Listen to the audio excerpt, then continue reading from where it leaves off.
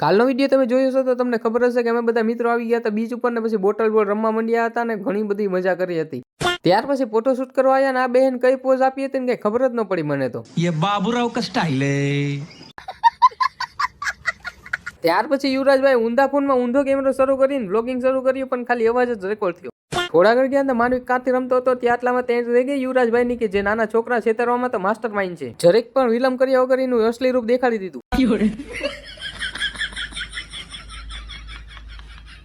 તમારા છોકરા પણ હાચવીને રાખજો યુવરાજભાઈ ના હાથમાં ન આવવા દેતા. તું ચૂપ રે બાબા, તું ચૂપ રે. ત્યાર પછી ગાડી કાઢીને રાત્રે થઈ ગયો જમવાનો પ્રોગ્રામ ડાયરેક્ટ પહોંચી ગયા હતા અકવાડા એક રેસ્ટોરન્ટમાં જમવા માટે. સૌથી પહેલા આવી રીતે ડુંગળી આપે ને એની મસ્ત એક થાળી શણગારીને રાખવાની એટલે આપણને લાગે કે વીઆઈપી જમવા આવ્યા હોય. જમવાનો અહીં સીધો અટેક કર્યું ને બધાએ જમી લીધું ને પછી ત્યારબાદ પાછળનાથી ગાડી કાઢીને ડાયરેક્ટ પહોંચી ગયા હતા કેક શોપ ઉપર ને પછી અહીંથી લઈ લીધું કેક. ત્યાર પછી કેક કટિંગ કરીને બર્થડે સેલિબ્રેશન કરી નાખ્યું મિત્રોનું. દિલ તો બચ્ચા હૈ જી